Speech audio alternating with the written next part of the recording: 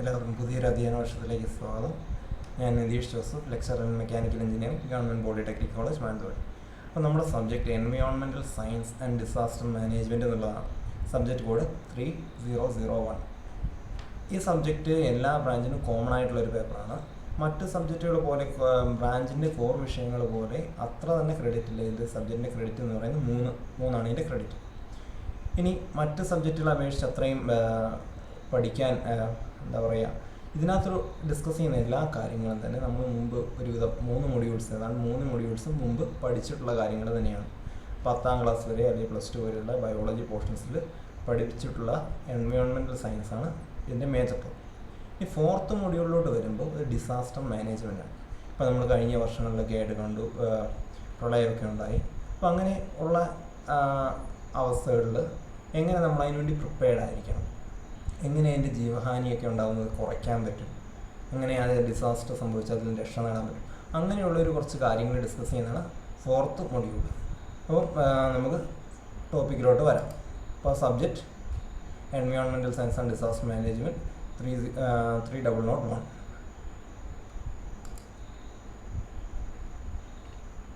ഇനി എന്താണ് environmental science എന്നാണ്. അപ്പോൾ എൻവയോൺമെൻറ്റൽ സയൻസ് എന്ന് പറഞ്ഞാൽ നമ്മുടെ ഒരു ജീവമണ്ഡലം എടുത്താൽ, ജീവമണ്ഡലം എന്ന് പറയുമ്പോൾ ജീവൻ എത്തിച്ചിരിക്കുന്ന ഭാഗം, ജീവൻ നിലനിൽക്കുന്ന ഭൂമിയുടെ പ്രദേശത്തിന് ജീവമണ്ഡലം. ഈ ജീവമണ്ഡലത്തിലെ ഓരോ ക്രീച്ചേഴ്സ്, ഓരോ animals, plants or birds, anything, ജീവനുള്ള എല്ലാ വസ്തുക്കളും അവരുടെ ഫിസിക്കൽ ആൻഡ് കെമിക്കൽ കമ്പോണൻസ് ആയിട്ട് ഓൾറെഡി ഈ ഇൻട്രാക്ഷൻ ഉണ്ട്. ഈ ഒരു ഇൻട്രാക്ഷനിലൂടെയാണ് ഈ ജീവൻ നിലനിൽക്കുന്നത്, ഇത് തുടർന്നുകൊണ്ട് പോകുന്നത്. അപ്പോൾ എൻവയോൺമെൻറ്റൽ സയൻസ് എന്ന് പറയുമ്പോൾ ഈ ജീവനുള്ള വസ്തുക്കളും ജീവനില്ലാത്ത മറ്റു വസ്തുക്കളും, അതായത് ഫിസിക്കൽ ആവാം, കെമിക്കൽ കമ്പോണൻസ് ആവാം, അത് തമ്മിലുള്ള ഇൻറ്ററാക്ഷനെ കുറിച്ചുള്ള പഠനമാണ് എൻവയോൺമെൻറ്റൽ സയൻസ് എന്ന് പറയുന്നത്. So environmental science may be defined as the study of the interaction between physical, chemical and biological components of an ecosystem. Ecosystem എന്താ, ആവാസ വ്യവസ്ഥ എന്ന് മലയാളത്തിൽ പറയും. അതിനെക്കുറിച്ച് പിന്നീട് അടുത്ത മൊഡ്യൂളിൽ കൂടുതലായിട്ട് പറയും. അപ്പോൾ നമ്മുടെ നിത്യജീവിതത്തിൽ നമ്മൾ ജീവൻ്റെ നിലനിൽപ്പിനായിട്ട് തന്നെ നമ്മൾ നമ്മുടെ ചുറ്റുപാടുകളെ ആശ്രയിക്കുന്നുണ്ട്. ഒരു ക്രീച്ചറിനും സ്വന്തമായിട്ട് ജീവിക്കാൻ ആ ജീവനെ സപ്പോർട്ട് ചെയ്യണമെങ്കിൽ മറ്റു ഘടകങ്ങൾ വേണം. For example light, air, water, ഇതാണ് ബേസിക് നെസസിറ്റീസ് എന്ന് പറയുന്നത്. അപ്പോൾ ഒരു ക്രീച്ചർ, ഒരു ജീവി അതിൻ്റെ ജീവൻ നിലനിർത്താൻ മറ്റു കാര്യങ്ങളെ ആശ്രയിക്കും. ഓക്കെ, സോ നമ്മുടെ ഡെയിലി ലൈഫിൽ നമ്മൾ സറൗണ്ടിങ്സുമായിട്ട് ഇൻട്രാക്ട് ചെയ്തുകൊണ്ടേയിരിക്കും. ഈ സറൗണ്ടിങ്സുമായിട്ട് ഇൻട്രാക്ട് ചെയ്യുന്നതിൻ്റെ ഫലമായി നമ്മൾ നമ്മുടെ മുന്നോട്ട് കൊണ്ടുപോകാൻ, പഴയ കാലങ്ങളിലൊന്നും ഇത്ര കുഴപ്പമില്ലായിരുന്നു. ജസ്റ്റ് മെൻഷൻ, ഏറ്റവും പഴയ കാലം, പുരാതന കാലത്ത് ജസ്റ്റ് അവൻ്റെ ഫുഡ് നീഡ്സ് മാത്രം സാറ്റിസ്ഫൈ ചെയ്തു, ആവശ്യത്തിന് ആനിമൽസിനെ ഹണ്ട് ചെയ്തു, അവൻ്റെ ബേസിക് നീഡ്സ് സാറ്റിസ്ഫൈ ചെയ്യുന്നുണ്ടായിരുന്നുള്ളൂ. പക്ഷേ ആധുനികവൽക്കരണം വന്നു കഴിഞ്ഞപ്പോൾ മനുഷ്യൻ ഭൂമിയെ അത്രമാത്രം ഭൂമിയെ എക്സ്പ്ലോയിറ്റ് ചെയ്യാൻ തുടങ്ങി, റിസോഴ്സസ് ഓവർ എക്സ്പ്ലോയിറ്റ് ചെയ്യാൻ തുടങ്ങി. അതിൻ്റെ ഫലമായി, ഈ ഓവർ എക്സ്പ്ലോയിറ്റേഷൻ്റെ ഫലമായി ഇത് ഡീഗ്രേഡ് ചെയ്തുകൊണ്ടിരിക്കുകയാണ്. അതായത് ഈ പ്രകൃതി വിഭവങ്ങൾ നശിച്ചുകൊണ്ടിരിക്കുകയാണ്. ഈ സ്ഥിതി തുടർന്നുകൊണ്ട് പോയാൽ ഭാവിയിൽ ഇപ്പോൾ കാണുന്ന പല റിസോഴ്സുകളും ഉണ്ടാവാൻ വഴിയില്ല. ഫോർ എക്സാമ്പിൾ, നമ്മൾ ഉപയോഗിക്കുന്ന മിനറൽസ്, ഫോസിൽ ഫ്യൂൽസ് എന്ന് പറയുമ്പോൾ പെട്രോൾ, ഡീസൽ, കെറോസിൻ മുതലായവ, ഇങ്ങനെ ഈ ഒരു അവസ്ഥ തുടർന്നുകൊണ്ട് പോയാൽ ഭാവിയിൽ കുറേ കാലം കഴിയുമ്പോൾ ഇതിൻ്റെ ഒരു ശേഷിപ്പുകൾ പോലും ഭൂമിയിലുണ്ടാവില്ല. അതുകൊണ്ട് നമ്മൾ നമ്മുടെ യൂസിന് തന്നെ ഒരു ലിമിറ്റേഷൻ കൊണ്ടുവരേണ്ടിയിരിക്കുന്നു. ഓക്കെ, അപ്പോൾ so it is our responsibility to keep this resources for the future generations. ഭാവി തലമുറകൾക്ക് ഇത് കൈമാറുക എന്നുള്ളത് നമ്മുടെ ഒരു ഉത്തരവാദിത്തമാണ്. ഇനി റിന്യൂവബിൾ റിസോഴ്സിൻ്റെ കേസ് വരും. ഇനി ജസ്റ്റ് നമ്മൾ റിന്യൂവബിൾ റിസോഴ്സിൻ്റെ കേസ് എടുത്താൽ, റിന്യൂവബിൾ റിസോഴ്സായിട്ട് നമുക്കുള്ളത് ടിമ്പർ എന്ന് പറഞ്ഞാൽ തടി, ഫയർവുഡ്, നമുക്ക് വിറക്. അപ്പോൾ ഈ കാര്യങ്ങൾ നമ്മൾ ഫോറസ്റ്റിൽ നിന്നാണ് ശേഖരിക്കുന്നത്. ഇനി റിന്യൂവബിൾ റിസോഴ്സ് എന്ന് പറയുമ്പോൾ യൂസ് ചെയ്താലും അത് പിന്നെ ഉണ്ടാകുന്നതിനെ റിന്യൂവബിൾ റിസോഴ്സ് എന്ന് പറയുക. റിന്യൂവബിൾ എനർജീൻ്റെ കേസിൽ നമ്മൾ സോളാർ എനർജി, വിൻഡ് എനർജി ഒക്കെ പറയുന്നത് പോലെ ഇത് റിന്യൂവബിൾ റിസോഴ്സാണ്. ഇനി ഇത് ഉപയോഗിക്കുന്നത് കൊണ്ട് കുഴപ്പമില്ല, പക്ഷേ ഇതിൻ്റെ ഓവർ യൂസ് ഇതിനെ ഇല്ലാതാക്കാം. ഒരു ഫോറസ്റ്റ് നമുക്ക് വെച്ച് പിടിപ്പിക്കാം, പക്ഷേ അത് വെച്ച് പിടിപ്പിക്കുന്ന അതേ റേറ്റിലല്ല, അതിലും കൂടുതലായിട്ടുള്ള റേറ്റിലാണ് നമ്മുടെ കൺസംഷൻ. അങ്ങനെയാണെങ്കിൽ അതൊരിക്കലും പുനരുജ്ജീവിക്കപ്പെടുകയില്ല, ഒരിക്കലും റീപ്ലനിഷ് ചെയ്യപ്പെടുകയില്ല. പക്ഷേ അത് സ്ഥിരമായിട്ടിങ്ങനെ ഇല്ലായ്മ ചെയ്തുകൊണ്ടിരിക്കും. ഇനി അങ്ങനെ നമ്മൾ റീപ്ലനിഷ് ചെയ്യുന്ന അതേ അളവിൽ നമ്മൾ ഉപയോഗിക്കുന്നതിനെയാണ് സസ്റ്റൈനബിൾ യൂട്ടിലൈസേഷൻ എന്ന് പറയുന്നത്. നമ്മൾ ഇപ്പോൾ പ്രകൃതി വിഭവങ്ങൾ യൂസ് ചെയ്യാതെ നമുക്ക് ജീവിതം മുന്നോട്ട് കൊണ്ടുപോകാൻ പറ്റില്ല. എന്നാലും നമ്മൾ യൂസ് ചെയ്യുന്ന അതേ അളവിൽ തന്നെ നമ്മളത് റീപ്ലനിഷ് ചെയ്യുകയാണ്. ഇപ്പം മരം വെട്ടുന്നു, ഓക്കെ, ആവശ്യങ്ങളുണ്ട്. ഇപ്പം ഫർണിച്ചർ പണിയാൻ, ഫർണിച്ചേഴ്സിന് ഫയർവുഡ് ആയിട്ട് നമുക്ക് റിസോഴ്സസ് ആവശ്യമുണ്ട്. പക്ഷേ ഈ റിസോഴ്സ് ആവശ്യമുള്ള നമ്മൾ യൂസ് ചെയ്യുന്നു, പക്ഷേ നമുക്കത് റീപ്ലനിഷ് ചെയ്യേണ്ട ഒരു കടമ, അത് തിരിച്ച് പഴയ സ്ഥിതിയിൽ എത്തിക്കേണ്ട ഒരു കടമ കൂടെ നമുക്കുണ്ട്. അങ്ങനെ റീപ്ലനിഷ് ചെയ്യുന്നത്, ഉപയോഗത്തിനനുസരിച്ച് റീപ്ലനിഷ് ചെയ്യുക, അതായത് പുനഃസൃഷ്ടിക്കുന്നതിനെ സസ്റ്റൈനബിൾ യൂട്ടിലൈസേഷൻ എന്ന് പറയുന്നു. ഇനി നോൺ റിന്യൂവബിൾ റിസോഴ്സസിൻ്റെ കേസ് എടുത്താൽ, നോൺ റിന്യൂവബിൾ റിസോഴ്സായി മിനറൽസ്, ഫോസിൽ ഫ്യൂൽ ഇത് എടുത്തു കഴിഞ്ഞാൽ ഇത് യൂസ് ചെയ്യുന്നതോറും തീർന്നുകൊണ്ടിരിക്കുകയാണ്. ഇനി ഇങ്ങനെ തീർന്നു കഴിഞ്ഞ് ഒരു ഇൻസ്റ്റൻറ്റിൽ എത്തുമ്പോൾ ഇത് ഭാവിയിലോട്ടൊട്ടും ബാക്കിയില്ലാത്ത ഒരവസ്ഥയിൽ എത്തിച്ചേരും. നമ്മുടെ കടമ എന്ന് പറയുന്നത്, ഒരു ജനറേഷൻ്റെ കടമ എന്ന് പറയുന്നത് ആ റിസോഴ്സസ് അടുത്ത ജനറേഷന് കൈമാറുക എന്നുള്ളൊരു കടമ കൂടെ ബാക്കിയിട്ടുണ്ട്. അപ്പോൾ ഫോസിൽ ഫ്യൂവൽസ് നമ്മൾ ഉപയോഗിക്കുന്നുണ്ട്, എന്നാലും നമ്മൾ അതിൻ്റെ ഉപയോഗം പരമാവധി കുറച്ച് അടുത്ത ജനറേഷൻ അത് കൈമാറാനും റിന്യൂവബിൾ എനർജി സോഴ്സസ് ധാരാളമായിട്ട് ഉപയോഗിക്കാനുള്ള കടമ നമുക്കുണ്ട്. ഇനി അടുത്തത് natural resources, definition of natural resource. ഇപ്പം see the definition here. Variety of goods and services provided by the nature which are necessary for daily life. അതായത് നിത്യജീവിതത്തിന് ആവശ്യമായ റിസോഴ്സസ്, നിത്യജീവിതത്തിന് ആവശ്യമായതും നാച്ചുറലിൽ നിന്ന് കിട്ടുന്നതും പ്രകൃതിയിൽ നിന്ന് കിട്ടുന്നതുമായ റിസോഴ്സസിനാണ് നാച്ചുറൽ റിസോഴ്സസ് എന്ന് പറയുക. ഈ നാച്ചുറൽ റിസോഴ്സ് മേജറായിട്ട് രണ്ടായിട്ട് ക്ലാസിഫൈ ചെയ്യാം.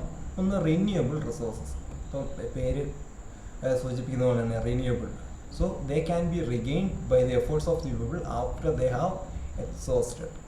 ഫോർ എക്സാമ്പിൾ ഫയർവുഡ്, വിറക് അല്ലെങ്കിൽ മരം, തടി. ഇത് യൂസ് ചെയ്ത് കഴിഞ്ഞാൽ തന്നെ നമുക്ക് പിന്നെ അത് വെച്ച് പിടിപ്പിക്കാൻ പറ്റും. വർഷങ്ങളെടുക്കുമെങ്കിൽ അത് വെച്ച് പിടിപ്പിക്കാൻ പറ്റും. ഓക്കെ, ഇനി other examples, animals, fresh air, water, ഇതൊക്കെ ലാൻഡ്. ഇപ്പം ഒരു ഡീഗ്രേഡ് ചെയ്ത ലാൻഡ്, ഡീഫോറസ്റ്റേഷൻ അതായത് വനനശീകരണം അവിടെ നടന്ന ഒരു ലാൻഡ്, അവിടെ പിന്നെയും വനവൽക്കരണം നടത്താൻ പറ്റും. പ്ലാന്റ്സ്, സസ്യങ്ങൾ പിന്നെയും വെച്ച് പിടിപ്പിക്കാൻ പറ്റും. അങ്ങനെ റീപ്ലനിഷ് ചെയ്യാൻ സാധ്യതയുള്ളതിനെ, അതായത് പുനരുജ്ജീവിപ്പിക്കാൻ പറ്റുന്നതിന് പ്ലാന്റ്സ് നട്ടുപിടിപ്പിക്കാം. അങ്ങനെ റീപ്ലനിഷ് ചെയ്യുന്നവയെ റിന്യൂവബിൾ റിസോഴ്സസ് എന്ന് പറയും. അടുത്തത് നോൺ റിന്യൂവബിൾ റിസോഴ്സസ്. ഈ നോൺ റിന്യൂവബിൾ റിസോഴ്സ് എന്ന് പറയുമ്പോൾ ഒരിക്കൽ യൂസ് ചെയ്ത് കഴിഞ്ഞാൽ അത് എന്നേക്കുമായിട്ട് തീർന്നു, പിന്നെ അതിന് ഒരു റീപ്ലനിഷ്മെൻ്റ് ഇല്ല. ഫോർ എക്സാമ്പിൾ കോൾ, കൽക്കരി, petroleum, minerals, metals. All these things are non-renewable resources. So while using these resources, especially non-renewable resources, we have to take much care so as to minimize its use.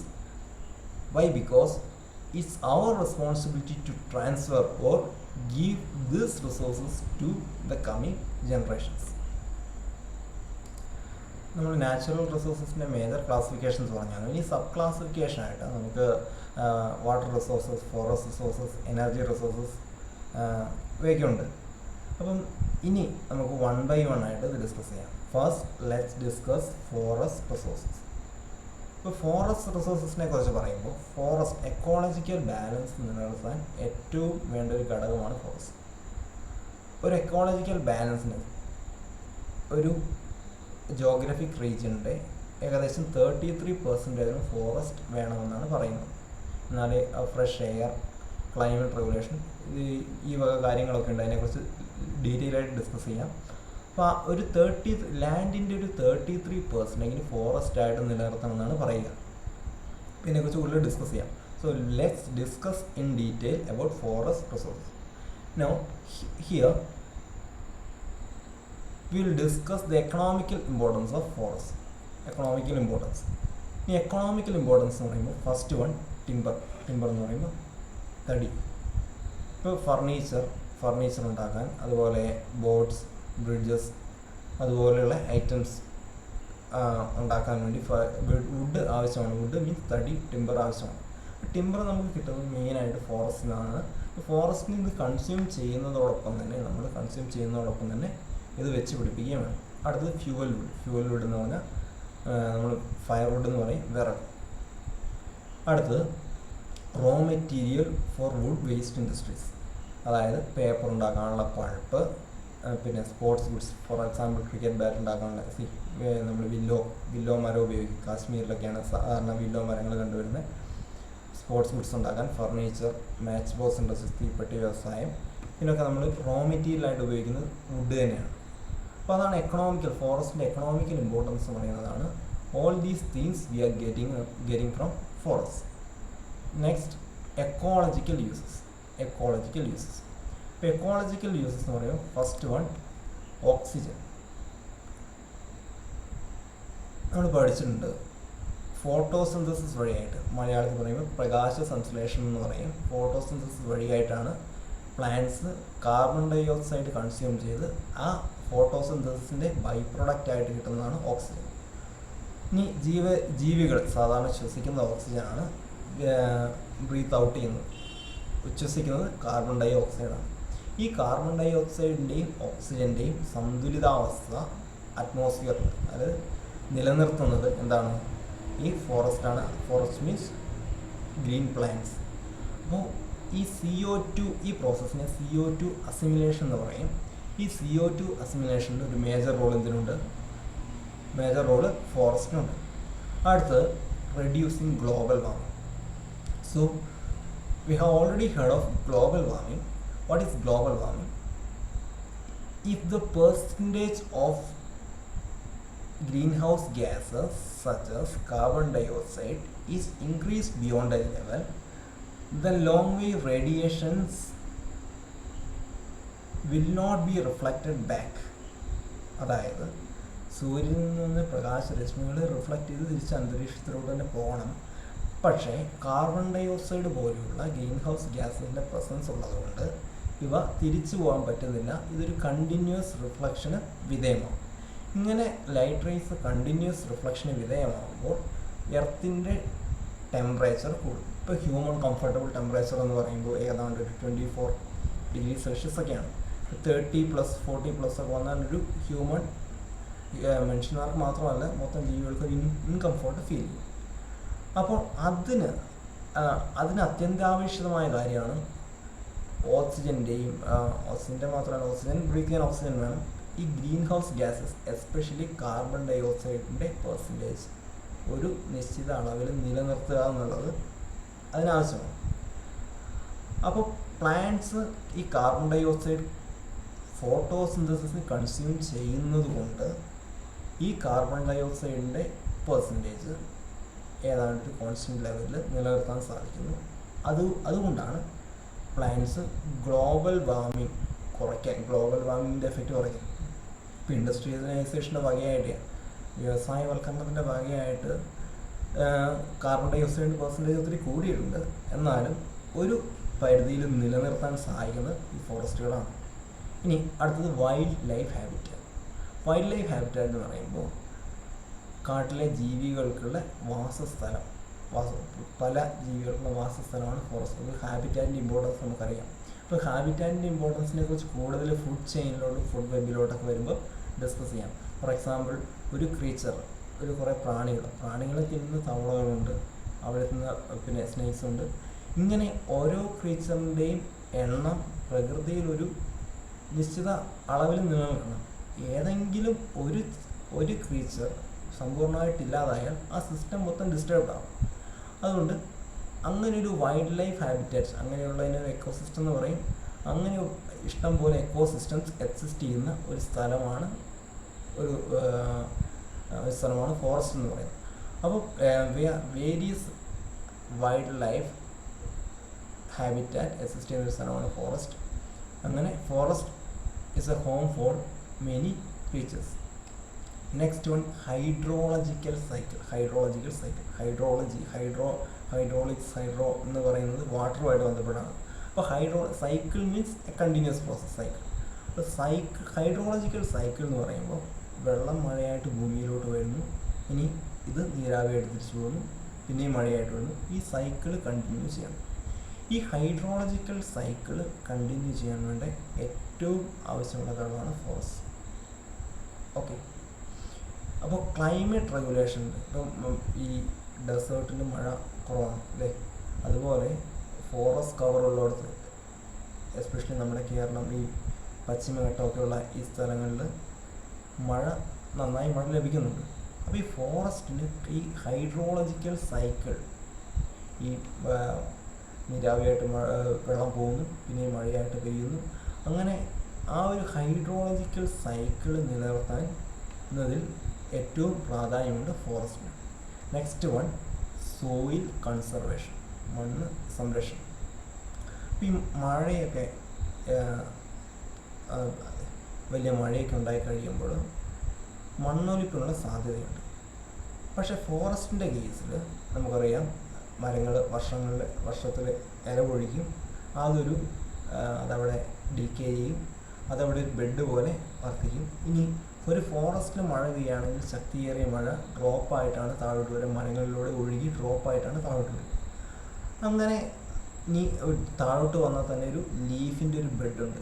Okay, ഇനി ആ ലീഫിൻ്റെ ഒരു bed അവിടെ moisture നിലനിർത്താൻ സഹായിക്കും. ആ വെള്ളം കുത്തി ഒഴുകാതെ മണ്ണിലോട്ട് സാവധാനം താഴാൻ സഹായിക്കും. അങ്ങനെ സോയിൽ കൺസർവേഷന് വലിയൊരു റോളാണ് ഫോറസ്റ്റിനുള്ളത്. ഇനി ഇത് പയ്യെ സാവധാനം ഈ മഴവെള്ളം മണ്ണിലോട്ട് ആഴ്ന്നിറങ്ങാൻ സഹായിക്കും. ഈ ഫോറസ്റ്റ് ഇല്ലാത്തൊരു കേസ് ചിന്തിക്കുക.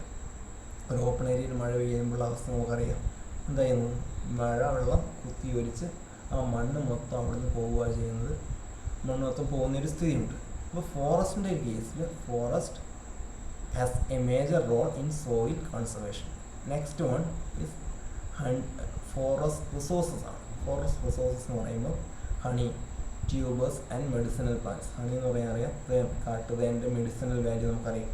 അടുത്തത് ട്യൂബേഴ്സ് ആണ് കിഴങ്ങ് വർഗ്ഗങ്ങൾ.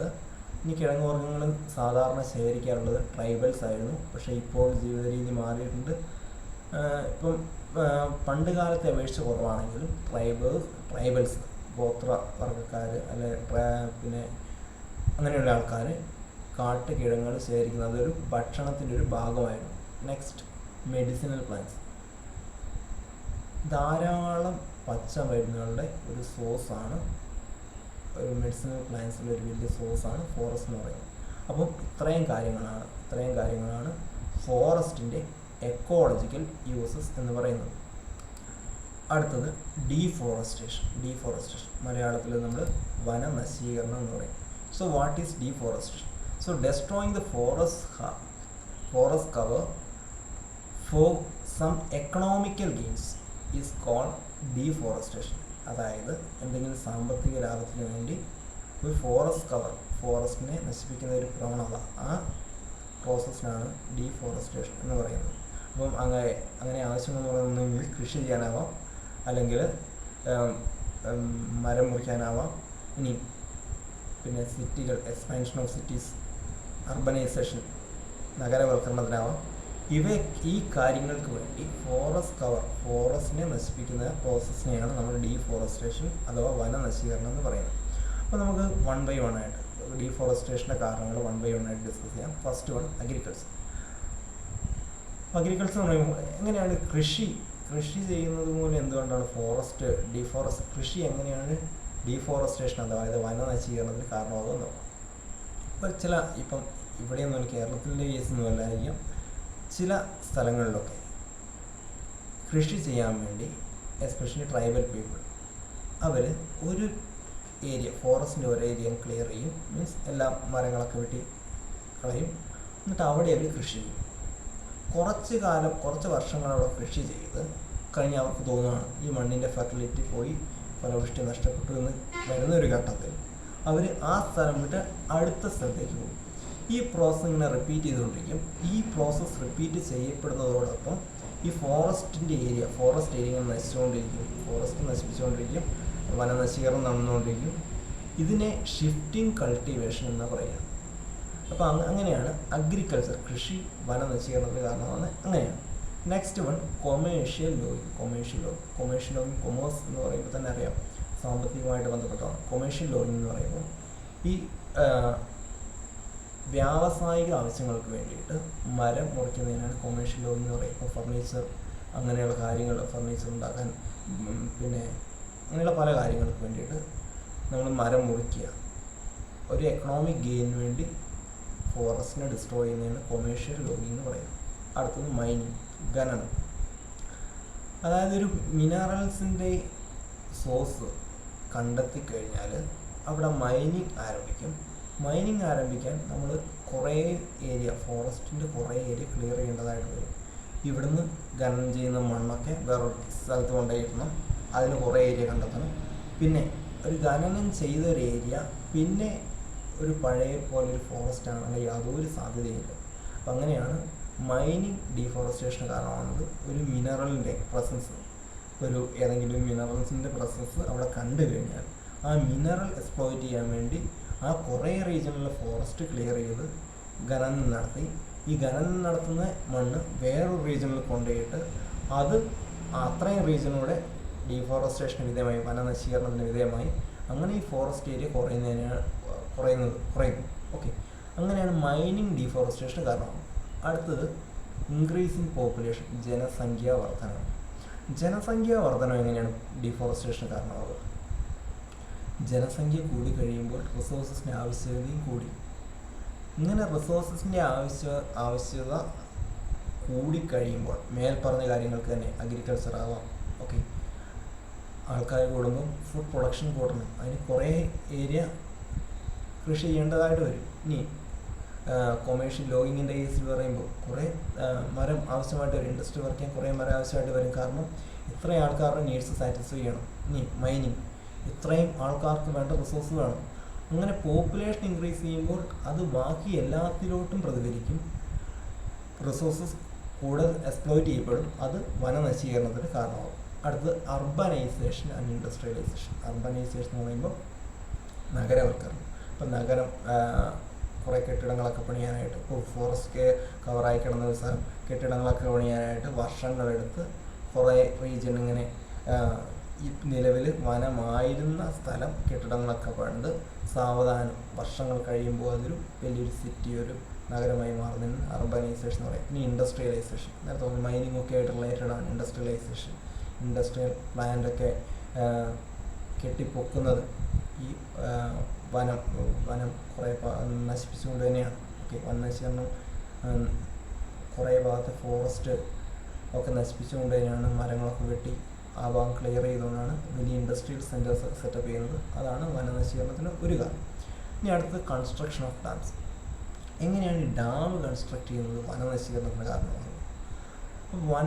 ഒരു ഡാമിന് ഒരു സൈറ്റ് എടുത്തു കഴിഞ്ഞാൽ, ഒരു സൈറ്റ് സെലക്ട് ചെയ്ത് കഴിഞ്ഞാൽ നമ്മളൊരു ഡാം, ഒരു ഫിസിക്കൽ ബാരിയർ, ഡാം എന്ന് പറഞ്ഞൊരു ഫിസിക്കൽ ബാരിയറാണ്, വെള്ളം ഒഴുകി പോകാതിരിക്കാനുള്ള ഒരു ഫിസിക്കൽ ബാരിയറാണ്. ആ ഫിസിക്കൽ ബാരിയർ കൺസ്ട്രക്ട് ചെയ്യും. ഇനി അങ്ങനെ ഫിസിക്കൽ ബാരിയർ കൺസ്ട്രക്ട് ചെയ്യുമ്പോൾ നമ്മൾ നോർമൽ ഒരു റിവറിൻ്റെ അക്രോസ് ആയിട്ട് ഡാം കൺസ്ട്രക്ട് ചെയ്യുമ്പോൾ we are obstructing the flow of river and lot of area may be required as catchment area. അപ്പോൾ ഈ കാച്ച്മെൻറ്റ് ഏരിയ ആയിട്ട് കുറേ റീജിയൻ വരും. അപ്പോൾ അത്രയും വെള്ളം അവിടെ തടസ്സപ്പെടുത്തി, വെള്ളത്തിൻ്റെ സ്വാഭാവികമായുള്ള ഒഴുക്ക് അവിടെ തടസ്സപ്പെടുത്തി കഴിയുമ്പോൾ ആ വെള്ളം കുറേ റീജിയനിലോട്ട് വ്യാപിക്കും. അങ്ങനെ വ്യാപിക്കുന്നതിനെ ആണ് കാച്ച്മെൻറ്റ് ഏരിയ എന്ന് പറയുന്നത്. അപ്പോൾ ഈ കാച്ച്മെൻറ്റ് ഏരിയയിൽ കുറേ വെള്ളം കെട്ടിക്കിടക്കും. നോർമലി അവിടെ വെള്ളം കെട്ടിക്കിടക്കാത്ത സ്ഥലമായിരുന്നു, കാരണം ഇത്രയും കാലം നോർമൽ ഫ്ലോ ഉണ്ടായിരുന്നു. പക്ഷേ ഇപ്പോൾ വെള്ളം എത്തപ്പെടാത്ത സ്ഥലത്ത് വെള്ളം എത്തിക്കഴിഞ്ഞു. അപ്പോൾ അവിടെ നോർമൽ ഫ്ലോ ഒബ്സ്ട്രക്റ്റ് ചെയ്തു, വെള്ളം അവിടെ എത്തിക്കഴിഞ്ഞു. ഇനി എന്താ സംഭവിക്കുകയെന്ന് ചോദിച്ചാൽ അവിടുത്തെ പ്ലാന്റ്സ് ഒക്കെ ഡീക്കേ ചെയ്യും.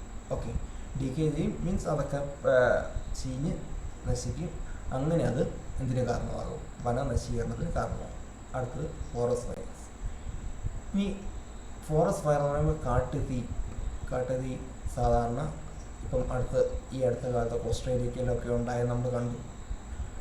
അപ്പോൾ ഈ ഹൈ ടെമ്പറേച്ചർ കണ്ടീഷനിൽ ഈവൻ ബാംബു മുളയൊക്കെ ഉരസുകയോ അല്ലെങ്കിൽ എന്തെങ്കിലും ആരെങ്കിലും കൊണ്ട് ഒരു സ്പാർക്ക് ചെറിയ തീപ്പൊരി ഇട്ടാലും മതി, വലിയ ഫോറസ്റ്റുകൾ കത്തി എരിയുന്നൊരവസ്ഥ, അതിനാണ് ഫോറസ്റ്റ് ഫയർ എന്ന് പറയുക. അപ്പം ഫോറസ്റ്റ് ഫയർ ഉണ്ടായിക്കഴിഞ്ഞാൽ നമുക്ക് സാധാരണ ഇപ്പോൾ തീ അണയ്ക്കുന്ന ഒരു ബിൽഡിംഗ് തീ അണയ്ക്കുന്ന പോലെ അണയ്ക്കാൻ പറ്റാത്തൊരവസ്ഥയുണ്ടാകും. അങ്ങനെ ഫോറസ്റ്റ് തീ പിടിച്ചത് അണഞ്ഞു കഴിഞ്ഞാൽ അത് റീപ്ലനിഷ് ചെയ്യാൻ വളരെ വർഷങ്ങളെടുക്കും. അതായത് പഴയ സ്ഥിതിയിലോട്ട് എത്താൻ ഒരുപക്ഷെ എത്തിയില്ലാന്ന് വരാം, എത്താൻ വളരെ വർഷങ്ങളെടുക്കും. അടുത്തത് ഹ്യൂമൻ എൻക്രോച്ച്മെൻറ്റ് എന്ന് പറഞ്ഞാൽ ഈ കയ്യേറി കൃഷിയൊക്കെ ചെയ്യുന്നത്. ഈ കയ്യേറ്റ ഭൂമി എന്ന് വേണമെങ്കിൽ പറയാം. നമ്മൾ ഫോറസ്റ്റ് ആയിരുന്നു, പക്ഷേ മനുഷ്യൻ സാവധാനം ആദ്യം ഒരു സൈഡിൽ നിന്ന് തുടങ്ങി, പിന്നെ സാവധാനം ഇത് കയ്യേറി പോവാണ്. അങ്ങനെ ഒരു മനുഷ്യൻ കയ്യേറി പോകുന്നത് പോലെ ഫോറസ്റ്റിൻ്റെ ഏരിയ കുറഞ്ഞുകൊണ്ടിരിക്കും. ഓക്കെ, അങ്ങനെയാണ് ഹ്യൂമൻ എൻക്രോച്ച്മെൻറ്റ് ഡീഫോറസ്റ്റേഷന് കാരണമാകുക. കൃഷി ഇപ്പം ഇന്ന് കുറച്ച് സ്ഥലത്ത് തുടങ്ങി, അടുത്ത വർഷം കുറച്ചും കൂടെ വ്യാപിപ്പിച്ചു. അങ്ങനെ ഓൾറെഡി വനമായിരുന്ന സ്ഥലത്തോട്ട് പിന്നെയും കയ്യേറി പോകുന്നത് പോലെ ഫോറസ്റ്റ് കുറഞ്ഞുകൊണ്ടിരിക്കും. അതിനെയാണ് ഹ്യൂമൻ എൻക്രോച്ച്മെൻറ്റ് എന്ന് പറയുന്നത്. Next acid rain. നമുക്കറിയാം ആസിഡ് റെയിന് കാരണം നൈട്രജൻ്റെയും സൾഫറിൻ്റെ ഓക്സൈഡുകളാണ്. ഈ ആസിഡ് റെയിൻ വന്നു കഴിയുമ്പോൾ സ്വാഭാവികമായിട്ട് എന്താ സംഭവിക്കുക? മരങ്ങളുടെ ഇലകളൊക്കെ നശിക്കും. ഓക്കെ, അതും ഇലകളൊക്കെ നശിച്ച് അത് ഡീഫോറസ്റ്റേഷന് കാരണമാകും.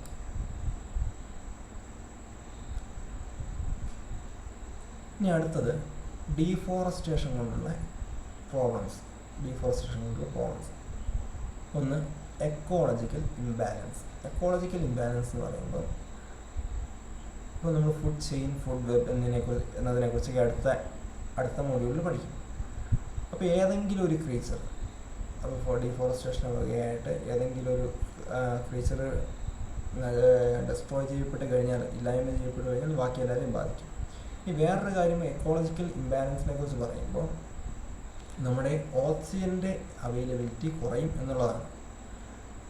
ഇപ്പോൾ ട്രീസ് തീരെ ഇല്ലാതെ നമുക്കറിയാം പ്ലാന്റ്സ് ഫോട്ടോസിന്തസിസിലൂടെ അഥവാ പ്രകാശ സംശ്ലേഷണത്തിൻ്റെ ഒരു ബൈ പ്രോഡക്റ്റാണ് എന്ന് പറയുന്നത് ഓക്സിജൻ എന്ന് പറയുന്നത്.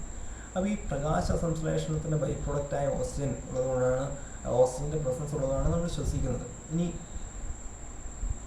ഇത് ഇല്ലായ്മ ചെയ്യപ്പെട്ട് കഴിഞ്ഞാൽ, ഡീഫോറസ്റ്റേഷൻ വഴി ഫോറസ്റ്റ് കവർ കുറഞ്ഞു കഴിഞ്ഞാൽ എന്ത് സംഭവിക്കും? ഓക്സിജൻ്റെ ലഭ്യത കുറയും. അത് ഒരു എക്കോളജിക്കൽ ഇംബാലൻസിന് കാരണമാകും. ക്രീച്ചേഴ്സിന്, ജീവികൾക്ക് ആവശ്യമായ ഓക്സിജൻ കിട്ടാനില്ലാതെ ഒരു അവസ്ഥ വരും. പിന്നെ ഫോറസ്റ്റ് നശിക്കുന്നത് കൊണ്ട് അവിടെയുള്ള ഫുഡ് ചെയിനും ഫുഡ് വെബും ആകെ ഡിസ്റ്റർബ്ഡ് ആവും.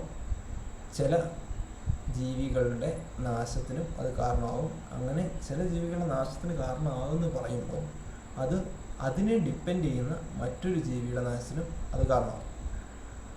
അടുത്തത് ഇൻക്രീസിങ് CO2.